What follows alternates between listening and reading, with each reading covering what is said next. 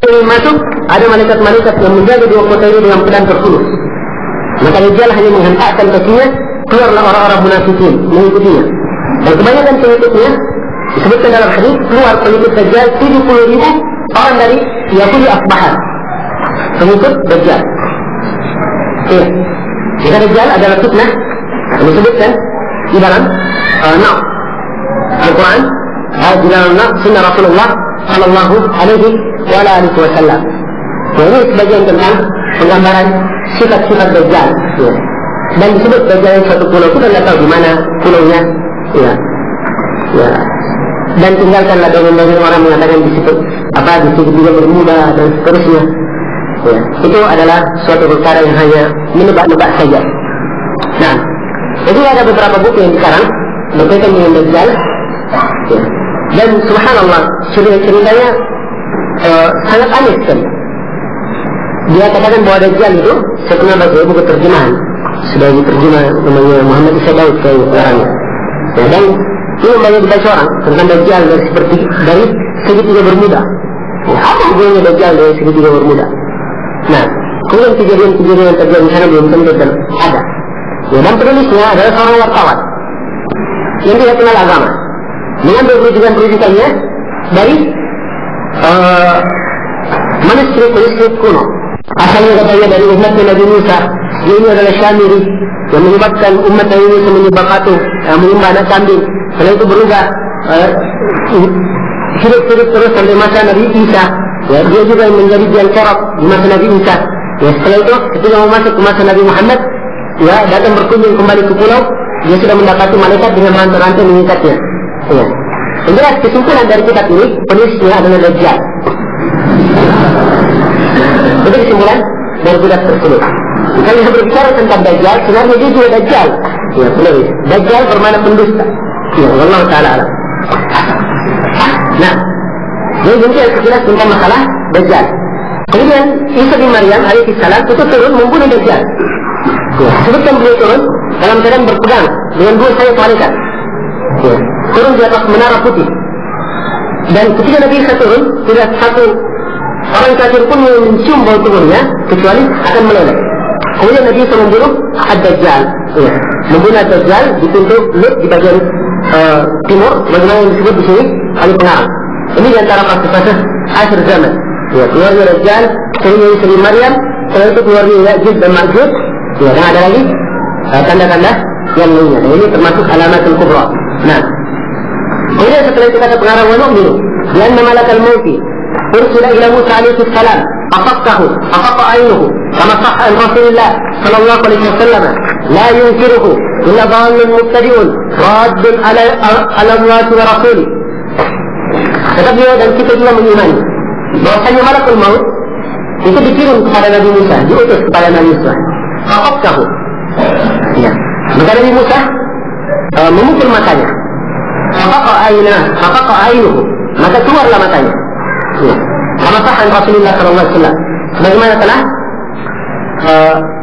benar hadisnya dari Rasulullah sallallahu alaihi wasallam. Tidak ada yang mengingkarinya kecuali seorang yang sesat, ahlul bidah, menolak Allah dan Rasulnya. Ya. Jadi masalah harus kita yakini. Malakul maut dalam riwayatnya panjangnya, malakul maut diutus oleh Allah dalam berwujud manusia, datang kepada Nabi Musa, berkata saya diperintah untuk mencabut nyawamu. Maka Nabi Musa alaihissalam memukul matanya sampai lepas mata malakul maut. Ya. Setelah itu malakul maut kembali kepada Allah Subhanahu Wa Taala. Ya. Dan berkata, ya Allah, engkau mengutus saya kepada hamba yang tidak mau mati. Nah, para ulama menyebut bahwa malakul maut, ada sebagian orang mempertanyakan kenapa bisa Nabi Musa menolak ketentuan Allah memukul malakul maut. Ya. Kita sebutkan dari malakul maut datang dalam berwujud manusia. Ya, Nabi Musa ketika dikatakan saya akan mencabut nyawamu, ya namanya nggak tahu siapa yang ada di depannya, mungkin ada diri, dipukullah orang yang mengatakan akan mencabut nyawamu. Ini di antara jawaban para ulama mengenai hal ini. Ya, maka malakul maut diperintah kembali oleh Allah setelah dikembalikan matanya, diperintah supaya datang kepada Nabi Musa, kemudian ia meletakkan tangannya di atas domba atau kambing. Nah, kalau dilihat berapa bulu di situ, dan itulah sisa ajalnya. Ya, dilakukan seperti itu. Ya, datangkan dilakukan, dan ajal Nabi Musa sudah dekat. Kemudian beliau meminta setelah itu dicabutlah nyawa beliau alaihi salam. Nah, maka di sini tentang datangnya malakul maut ini wajib kita imani sebagaimana dikabarkan ya oleh Rasulullah sallallahu alaihi wasallam. Kemudian masalah berikutnya, wa nu'minu bi anna al-maut yu'ta bihi yawm al-qiyamah fayudbah. Dan kita juga mengimani bahwa kematian akan didatangkan pada hari kiamat. Lalu kematian disembelih. Ya. Jadi manusia akan merasakan kematian, ya kan? Kullu nafsin dha'iqatul maut. Setiap manusia akan merasakan kematian. Pada hari kiamat kematiannya juga akan mati, akan disembelih. Ya. Jadi tidak lagi namanya kematian. Nah, ini juga harus kita imani. Sebagaimana diterangkan di sebagai pengarang, kata beliau kama rawa Abu Sa'id al-Khudri radhiyallahu anhu. Sebagaimana diriwayatkan oleh Abu Sa'id al-Khudri radhiyallahu anhu qala, beliau berkata, "Ala Rasulullah sallallahu alaihi wasallam, Rasulullah sallallahu alaihi wasallam bersabda, "Yu'tabil mautu ka hay'atika bisin amlah, fayunadi munadin ya ahlal jannati, fayashra'ibuna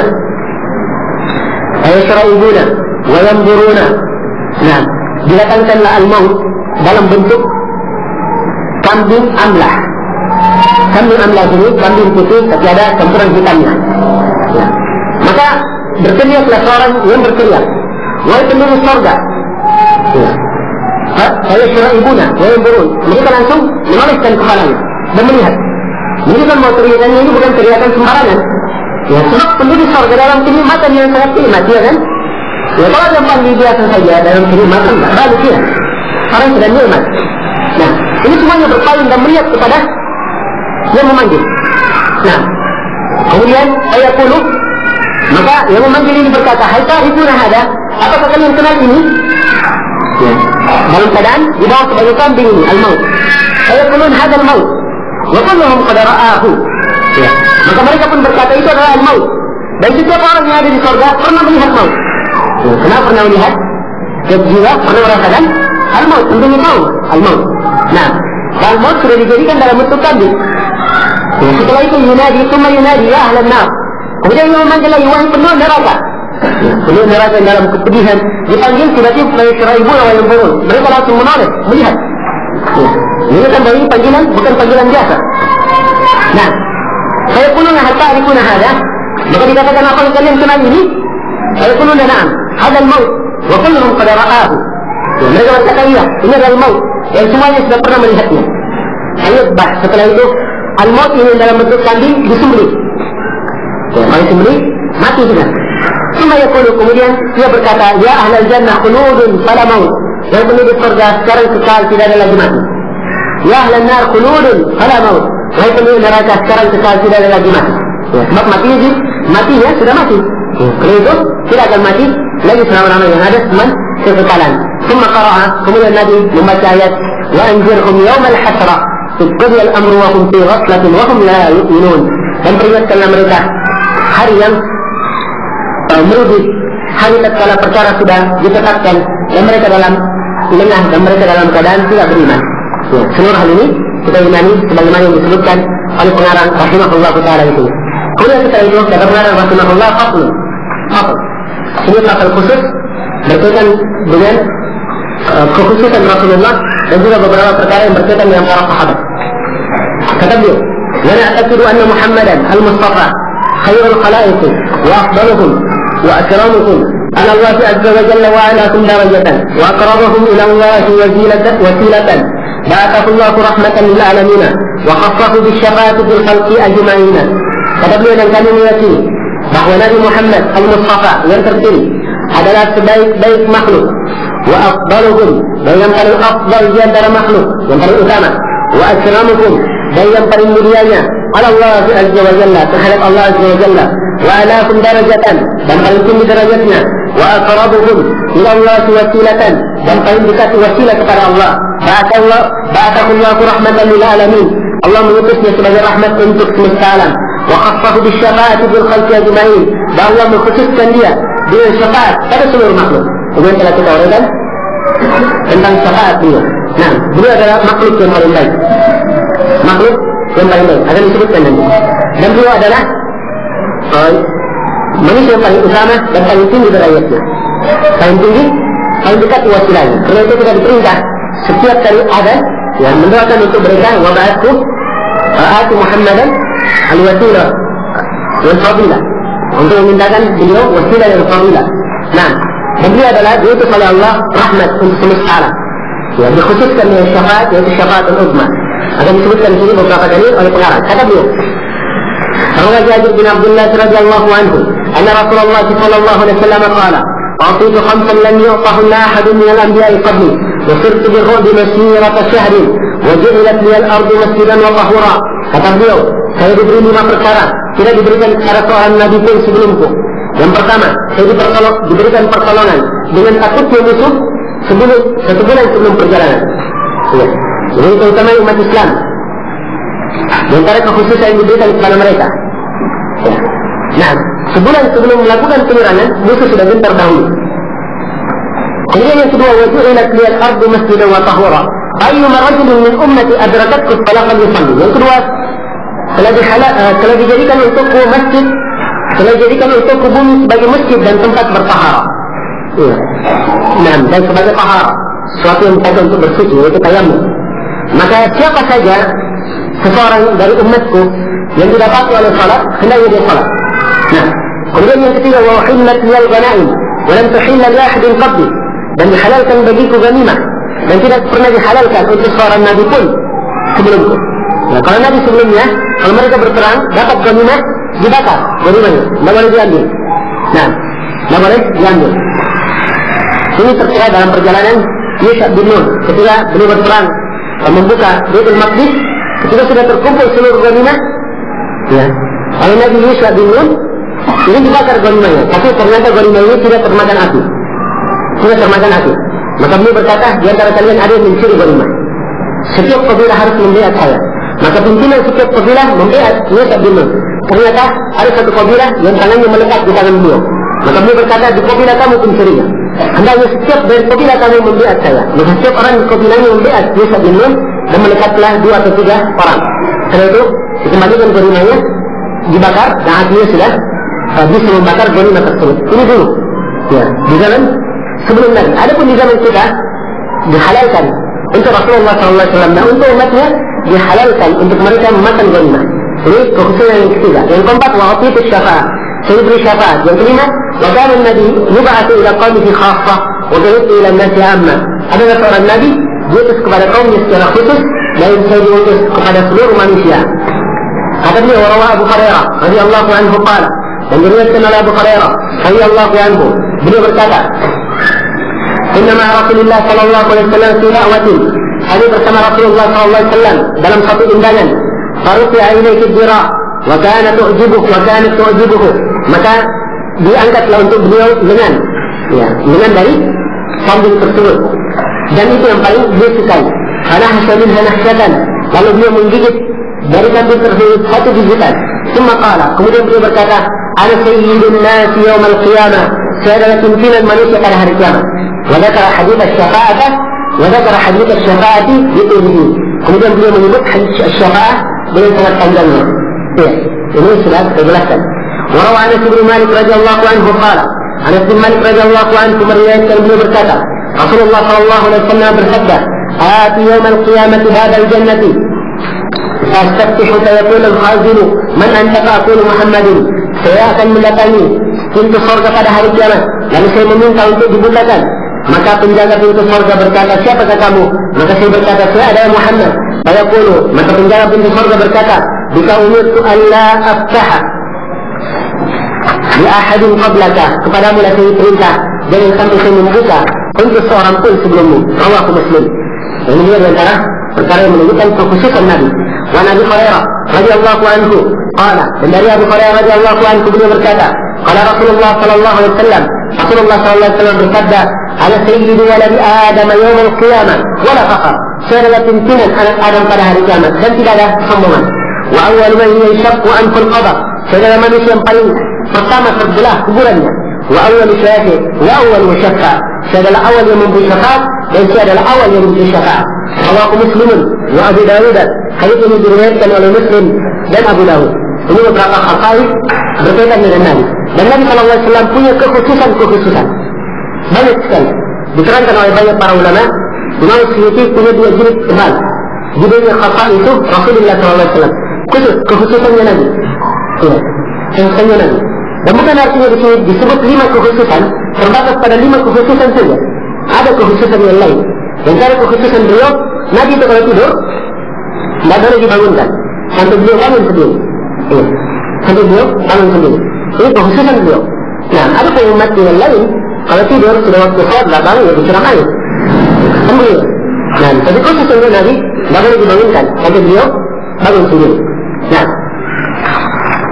kemudian kata beliau, setelah menjelaskan tentang kekhususan Nabi, beliau berkata, "Wana atakidu anna khaira hadhihi al-ummah wa afdalaha ba'da Rasulillah sallallahu alaihi wasallam sahibuhu al-akhaf wa akhuhu fil Islam wa rafiquhu fil hijrah wal ghari Abu Bakr as-Siddiq wa ziruhu fi hayati wa khalifatuhu ba'da wafati Abdullah bin Uthman ibn Atiq ibn Abi Quhafa." Nah, Quhafa, sini Quhafa ya? Salah ini, harusnya Quhafa, sebutkan Quhafa. Baik. Kata dia, dan kami meyakini bahwa sebaik-baik umat ini dan paling afdalnya setelah Rasulullah SAW adalah sahabat khusus beliau, saudara beliau di dalam Islam, pendamping beliau dalam hijrah dan dibuat. Dia adalah Abu Bakar as-Siddiq, menterinya ketika beliau hidup, penggantinya setelah beliau wafat.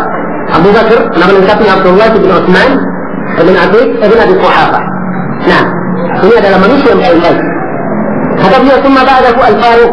Kemudian setelahnya adalah Al-Faruq Abu Hafs Umar bin Khattab alladhi azza Allahu bihi wa abhara ad-din.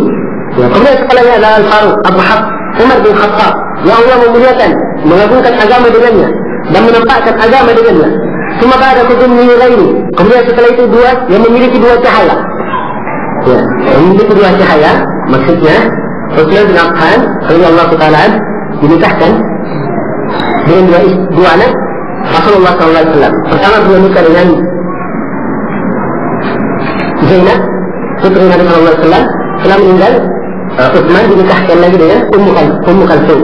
Jadi nikah dengan dua putri Rasulullah SAW. Karena itu disebut Dun Nurain, mempunyai dua cahaya. Abu Abdullah Utsman bin Affan, alladhi jama'a al-Quran wa adhara al-adl wa ihsan. Beliau di antara keutamanya mengumpulkan Al-Quran.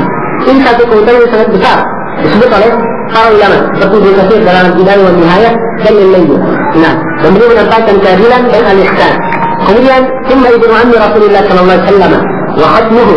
Kemudian setelah itu adalah anak paman Rasulullah sallallahu alaihi wasallam dan menantunya. Khatmuhu itu adalah menantu artinya Ali bin Abi Thalib ridwanullahi alaihi. Nah, fahaula al-khulafa'ur rasyidun wal a'immatul mahdiyun. Mereka ini adalah khulafa'ur rasyidun dan para imam yang mendapat petunjuk. Empat sahabat ini adalah manusia yang paling baik. Nah, adalah manusia yang paling baik. Abu Bakar, kemudian Umar, kemudian Utsman, kemudian Ali. Demikian urutannya dari sisi khilafah. Dari sisi khilafah, Abu Bakar, kemudian Umar, Utsman, kemudian Ali. Adapun Abu Bakar, kemudian Umar ini disepakati oleh seluruh ahli sunnah dalam khilafah dan fadilah, dalam khilafah dan keutamaan. Mereka berdua paling utama. Siapa yang mendahulukan seorang pun dari Abu Bakar dan Umar, maka dia adalah mubtadi' sesat. Ahli bidah sesat dalam syariat Islam. Adapun Utsman kemudian Ali dari sisi khilafah, nah, Utsman kemudian Ali. Siapa yang mendahulukan Ali di atas Utsman, maka dia adalah pengikut kesesatan, ahli bidah. Kalau mendahulukan Ali di atas Utsman dari sisi khilafah. Sebab Utsman dipilih sebagai khalifah menurut kesepakatan para sahabat dan Ali bin Abi Thalib hadir di situ. Karena itu siapa yang mendahulukan Ali di atas Utsman dari sisi khalifah, kekhalifahan, maka artinya dia telah menyelisih seluruh para sahabat. Tapi memang ada sebagian ahli sunnah yang mendahulukan Ali dari sisi keutamaan, bukan khilafahnya, keutamaannya. Ya, dan ini pendapat sebagian ahli sunnah dari kalangan ahli Kufah dan mereka sedikit jumlahnya. Jumhur ahli sunnah mengatakan Utsman juga lebih utama dari Ali dari sisi keutamaan. Jelas empat orang ini adalah manusia yang paling baik dari sahabat Rasulullah Sallallahu Alaihi Wasallam. Bahkan Abu Bakar dan Umar adalah dua manusia yang terbaik pada seluruh umat setelah Nabi dan Rasulullah. Nah, Rasulullah Sallallahu Alaihi Wasallam bersabda dalam hadis yang sahih, Abu Bakar wa Umar sayyida kuhul ahli jannati min al-awwalin wal akhirin illa al-anbiya'i illa al-mursalin wal anbiya'. Abu Bakar dan Umar keduanya adalah pemimpin penduduk surga dari manusia yang paling awal sampai manusia yang paling akhir, kecuali para nabi dan para rasul.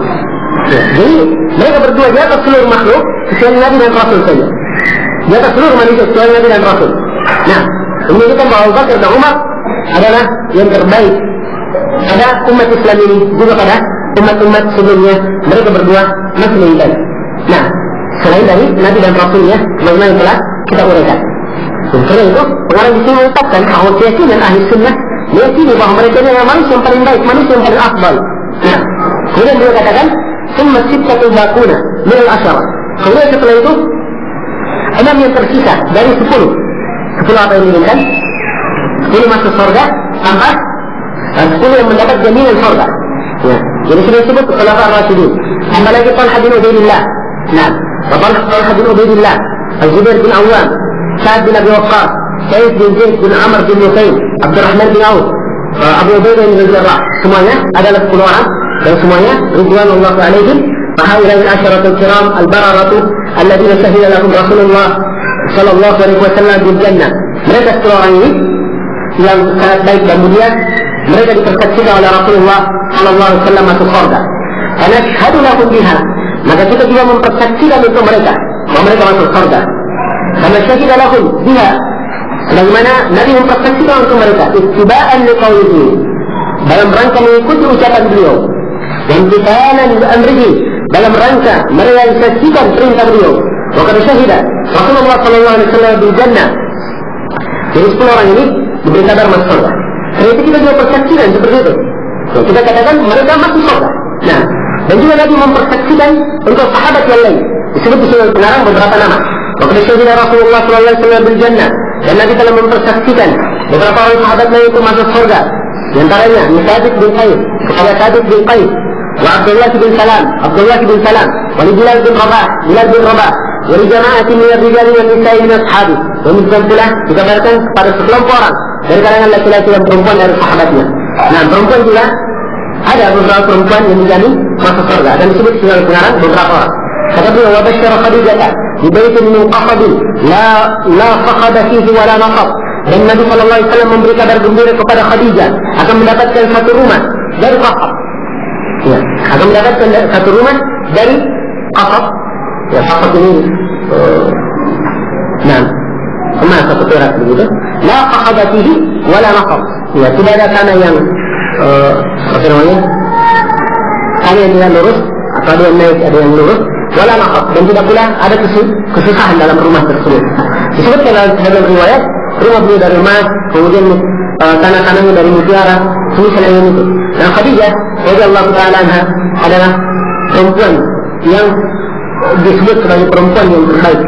Ya, perempuan yang terbaik. Nah, radhiyallahu ta'ala anha. Kata beliau, wa akhbara annahu ra'a ar-Rumayqa bint Milhan fil jannah. Dan Nabi mengabarkan bahwa beliau melihat Rumayqa bint Milhan di surga. Rumayqa bint Milhan adalah Ummu Sulaim. Ummu Sulaim ibu dari Anas bin Malik radhiyallahu ta'ala anhu. Faqullu man syahida lahu Rasulullah sallallahu alaihi wasallam bil jannah. Kata pengarang, di sini prinsip. Kata pengarang, setiap siapa saja yang dipersaksikan oleh Rasulullah dia masuk surga, syahidna lahu. Kami persaksikan juga untuknya. Wala nashhadu li ahadin ghairihim. Dan kita memang mempersaksikan untuk seorang pun selain dari mereka. Bal narju lil muhsin. Maka kita mengharapkan untuk orang yang berbuat baik. Ya. Siapa yang berbuat baik kita harapkan dia masuk surga. Wa nakhafu 'ala al-musii, dan kita khawatir bagi orang yang berbuat jelek. Wa nakiru ilmal khalqi ila khaliqihim, dan kita menyerahkan ilmu makhluk kepada yang menciptakannya. Nah, sampai sini pernyataan dari pengarang tentang prinsip ahli sunnah. Ini disebut dalam buku akidah tentang masalah siapa yang dipersaksikan untuk Rasulullah, siapa yang dipersaksikan oleh Allah dan Rasul dia masuk surga, maka kita juga persaksikan dia masuk surga. Ini jelas saja. Sekarang sisa masalahnya orang yang tidak dipersaksikan dalam Al-Quran dan Hadis, apakah kita persaksikan masuk surga? Kalau menurut keterangan pengarang tidak dipersaksikan. Orang yang berbuat baik, orang yang salih, orang yang dikenal dengan kesalihan, maka kita mengharap dia sebaiknya untuk masuk surga. Orang yang berbuat jelek kita khawatir dia masuk neraka. Ini kata pengarang. Dan ini pendapat jumhur ulama, kebanyakan para ulama. Oleh Syekhul Islam Ibnu Taimiyah, dan ini dikatakan oleh Syekh bin Baz, ya, mereka mengatakan boleh mempersaksikan seorang itu masuk surga atau masuk neraka apabila manusia mempersaksikannya. Nah, maksudnya bil istiqamah. Banyak manusia berpendapat seperti itu. Kenapa? Mereka berdalilkan dengan hadis ketika Nabi SAW dilewati oleh jenazah, maka orang-orang memuji jenazah itu, memuji dengan kebaikan. Maka Nabi SAW berkata wajib untuknya masuk surga. Kemudian lewat jenazah lain, orang-orang mencela jenazah itu. Maka Nabi berkata wajib masuknya, wajib atasnya masuk neraka. Nah, dari hadis ini diambil pendalilan, ya, oleh para ulama yang mengatakan boleh menetapkan pada orang yang terpenuhi kriteria dari syarat. Namun pendapat ini adalah pendapat yang lemah, yang kuat adalah pendapat jumhurul ulama. Hadis tentang jenazah, Nabi yang mempersaksikan, bukan orang lain. Nabi yang mempersaksikan, bukan orang yang lainnya. Karena itu, keyakinan seperti yang disebut di sini oleh Imam Abdul Ghani Al-Maqdisi, seperti yang disebut oleh Imam Ahmad dalam Ushul Sunnah, kemudian disebut juga oleh Imam Abu Bakar Al-Ismaili dalam I'tiqad Ahli Sunnah wal Jamaah, Imam Al-Barbahari dalam Syarh Sunnah, juga Ibnu Qudamah dalam Lum'atul I'tiqad, dan banyak buku yang lain. Syekhul Islam Ibnu Taimiyah, kita sudah sebutkan dalam kitab Syekhul Islam, dan beberapa ulama yang lain juga menyebutkan sama yang kalau sekarang di sini. Maka kesimpulannya, siapa yang tidak ada persaksian dia masuk surga, maka kita tidak mempersaksikan. Orang yang berbuat baik kita harapkan dia masuk surga. Kita sangat berharap, kita doakan. Orang yang berbuat jelek kita khawatir akan dosa-dosanya dia disiksa oleh Allah karena hal tersebut. Kemudian setelah itu pengarang berpesan, Faizan rahimakallahu ma dzakartu laka min kitabi rabbikal aziz. Peganglah ini, mudah-mudahan Allah merahmatimu. Pegang apa yang saya sebutkan kepadamu dari kitab Rabbmu yang Maha Agung. Nah, wa kalam nabiyikal karim, dan apa yang saya sebutkan dari ucapan Nabi-Mu yang mulia. La tahid anhu, jangan kamu haida darinya, jangan kamu berpaling darinya. Wala tabtagi al-huda fi ghairihi, dan jangan kamu cari petunjuk pada selain apa yang saya sebut di sini. Nah, sebab yang dia sebutkan di sini semuanya dengan dalil Al-Quran dan Sunnah. Nanti setelah dia sendiri tidak ada satu masalah pun kecuali dia sebutkan dalilnya. Sebabnya wala tazkar bi saharatil mubtilin, dan jangan kamu tertipu dengan siasatan orang yang menolak agama. Wa ara al-mutakallifin, dan jangan kamu tertipu dengan pendapat orang-orang yang terlalu berlebihan. Aina ar-rusyda wal huda wal fawz wal ridha fima jaa min indillah wa rasulih. Sesungguhnya petunjuk, sesungguhnya ar-rusyd jalannya lurus, wal huda petunjuk, wal fawz keberuntungan, wal ridha dan keridhaan itu hanyalah apa yang datang dari Allah dan Rasulnya. La fima ahdathahu al-muhaddithun. Nah, al-muhaddithuna bukan pada perkara-perkara yang diadakan oleh orang-orang yang mengadakan, maksudnya dari perkara yang diadakan oleh ahli bidah. Wa tadihi al-mutanaqqi'una min ara'il mutmahillah. Ya, dan bukan pula dari perkara-perkara yang dilakukan oleh orang-orang yang tanaqu. Ya, orang tanaqu itu adalah orang yang berlebihan dalam ucapan dan perbuatannya. Dan tanaqu ini dikatakan oleh Nabi celaka mereka. Dikatakan dalam hadis Abdullah bin Mas'ud, riwayat Muslim, halakal mutanaqqi'un, halakal mutanaqqi'un. Binasalah orang-orang yang tanaqu. 3 kali diucapkan, yaitu orang yang berlebihan dalam ucapan dan perbuatannya. Maka janganlah kamu mengikuti apa yang dibawa oleh orang-orang tanaqu berupa pemikiran yang telah dibesar-besarkan. Wa nata'ija uqulihim al-fasidah. Al-mutahillah yang dibesar-besarkan yang goncang. Kayak mana yang seputar ini. Dan buah dari akal mereka yang rusak. Warda bi kitabillahi wa sunnati rasulih. Hendaknya kamu riba terhadap kitab Allah dan sunnah Rasulnya. Riban, kamu riba saja terhadap kitab Allah dan Rasulnya. Riba akan hal tersebut sebagai pengganti dari min qawli kulli qa'il wa zukhrufin wa ba'il, dari ucapan setiap orang yang berucap ataupun kiasan maupun kebatilan orang-orang yang berucap. Kamu tinggalkan semua itu, ambil sebagai gantinya Al-Quran dan Sunnah Rasulullah Sallallahu Alaihi Wasallam. Kamu riba akan hal tersebut. Nah, Al-Ghani Al-Maqdisi rahimahullah ta'ala faslun fi fadl al-ittiba', pasal tentang keutamaan ittiba'. Ittiba' artinya mengikuti Al-Quran dan Sunnah Rasulullah Sallallahu Alaihi Wasallam. Dalam pasal ini beliau akan menyebutkan keutamaan mengikuti Al-Quran dan Sunnah, dan bagaimana hal tersebut merupakan baik-baik petunjuk dan penyelamat bagi seorang Muslim di dunia dan di akhirat. Dan hal tersebutlah yang bisa menyebabkan mereka berada di atas akidah yang benar. Kata beliau rahimahullah ta'ala, bahwa Jabir bin Abdullah radhiyallahu anhuma qala, Jabir bin Abdullah radhiyallahu anhuma beliau meriwayatkan, beliau berkata, kana Rasulullah sallallahu alaihi wasallam yaqulu fi khutbati, Nabi sallallahu alaihi wasallam atau Rasulullah sallallahu alaihi wasallam sering dia mengucapkan dalam khutbahnya, nahmadullah ta'ala wa nusni alaihi bima huwa ahli, kami memuji Allah ta'ala dan memujinya dengan apa-apa yang ia merupakan berhak dengannya. Semua yaqulu, kemudian beliau berkata, man yahdihillahu fala mudilla lah, siapa yang memberi petunjuk oleh Allah tidak ada yang menyesatkannya. Wa man yudlilillahu fala hadiya lah, dan siapa yang disesatkan oleh Allah tidak ada yang memberi petunjuk kepadanya. Inna qadal hadits kitabullah, sungguhnya baik-baik benar-benar pembicaraan adalah kitab Allah. Wa ahsanal hadi hadi Muhammadin, dan sebaik-baik petunjuk adalah petunjuk Muhammad. Wa syarrul umur muhdatsatuha, dan segala perkara adalah perkara yang baru diadakan. Wa kullu muhdatsatin bid'ah, dan setiap perkara baru adalah bid'ah. Wa kullu bid'atin dhalalah, dan setiap bid'ah adalah sesat. Wa kullu dhalalatin finnar, dan setiap kesesatan itu tempatnya dalam neraka. Kemudian beliau berkata, Beriana wassa'a sekahatin, saya diutus dan hari kebangkitan bagikan dua ini, maksudnya dua jari beliau. Beliau mensyaratkan antara jari penunggu dan jari penunggu. Wa kana idza dakara as-sa'ah ihmarrat wajhatah wa ala sawtu wa ishtadda ghadabu kana min durujayh. Dan beliau apabila disebutkan hari kebangkitan maka merahlah. Kedua, wajhatah. Wajhatah itu yang paling menonjol di situ. Wa ala sawtu, dan suara beliau meninggi. Wa ishtadda ghadabu, dan kemarahan beliau sangat. Karena beliau durujayh, seakan-akan beliau adalah orang yang atau pemberi peringatan kepada pasukan. Qabbahakum wa maskakum, hati-hati kalian diserang oleh musuh di waktu pagi atau diserang di waktu petang. Semua qala, kemudian beliau berkata, man taraka malan falyahni, wa man taraka dainan aw dayaan illa wa ala ilayya wa alayya wa ana waliyul mu'minin.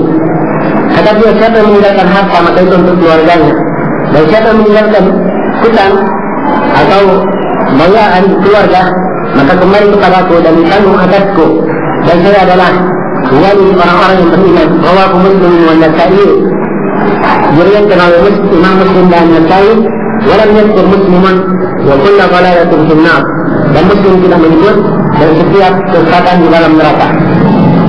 Terlebihnya dalam khutbah hajah ini yang diucapkan oleh Rasulullah hampir setiap Jumat, ini menunjukkan tentang harusnya seorang iktida mengikuti sunnah Rasulullah sallallahu alaihi wasallam, berpegang dengan Al-Quran dan Sunnah. Kemudian kata beliau, warawah Zaid bin Arqam qala, dan Zaid bin Arqam meriwayatkan beliau berkata, qama fina Rasulullah sallallahu alaihi wasallam khatiban fahamida Allah wa athna alaihi wa wa'adha wa dhakkar. Rasulullah sallallahu alaihi wasallam berdiri di tengah-tengah kami sebagai khatib, maka beliau memuji Allah. Nah, bertahmid kepada Allah dan memujinya. Beliau memberi nasihat dan mengingatkan. Semua kala, kemudian beliau berkata, amma ba'd, ayuhan nas, wahai sekalian manusia, innama ana basharun mithlukum, sesungguhnya saya hanyalah manusia seperti kalian. Yushatu an ya'tiyani rasul rabbi azza wa jalla fa'ujiba, dikhawatirkan akan datang kepadaku utusan Rabbku azza wa jalla, maka saya juga menjawab utusannya. Wa ana tarikun fikum asfaqalaini, dan ditinggalkan kepada kalian dua yang berat.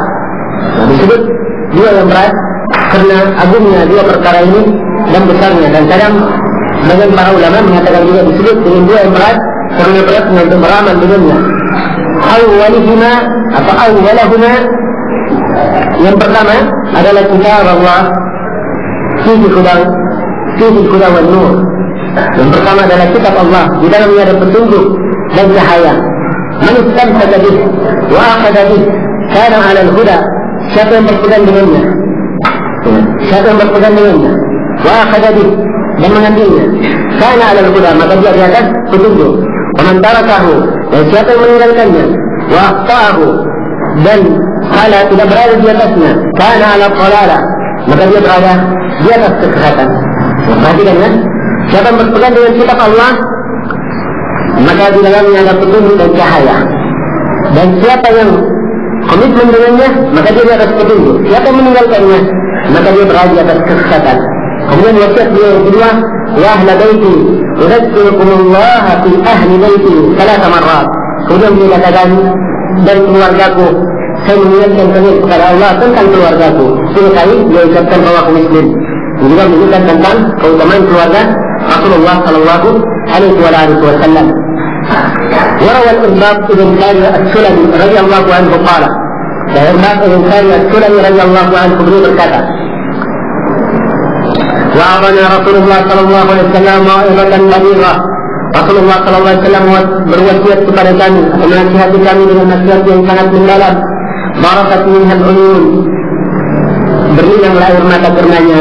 Wa wajilat minha al-qulub, bergetarlah hati karena mendengar nasihat tersebut. Faqala qailun ya Rasulullah, berkata seorang, wahai Rasulullah, kan hadhihi mau'izatu muwaddi'in, famadha tahat ilaina?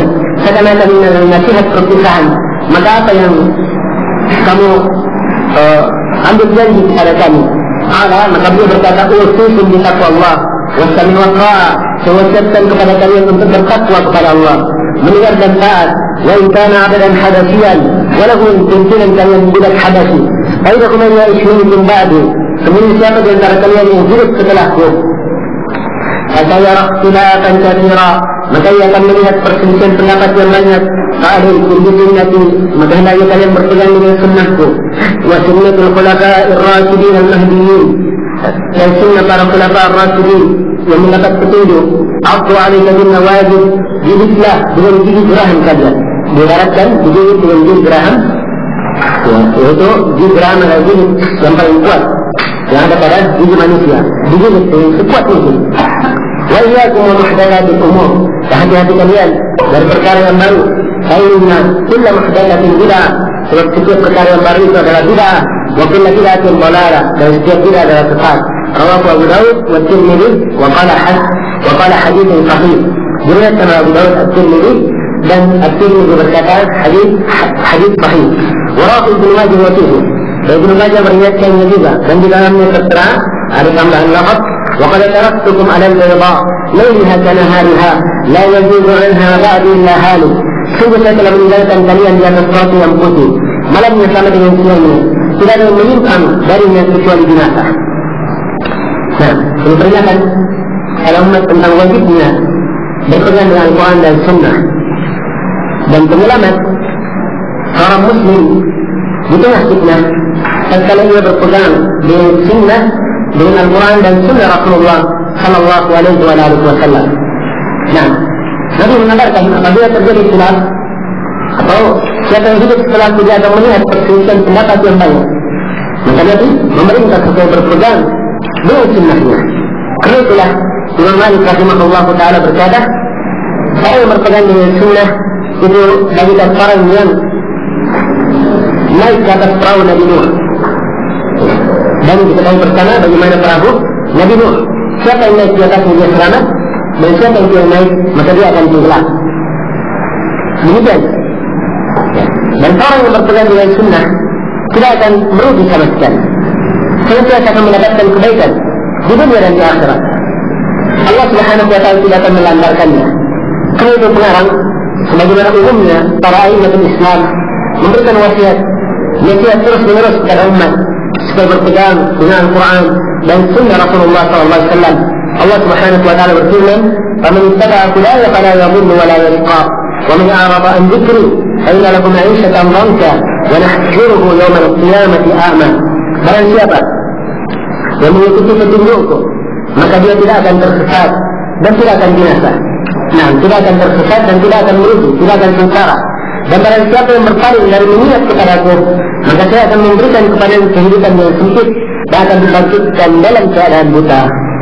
Keadaan orang-orang yang menyisihi sunnah Rasulullah SAW, Bahkan Allah Subhanahu wa taala berfirman, "Falyahdharil ladzina yukhalifuna an amri an tusibahum fitnah aw yusibahum adzabun alim." Janganlah berhati-hati orang yang mengikuti perintahnya, dia akan ditimpa fitnah atau ditimpa siksaan yang sangat pedih.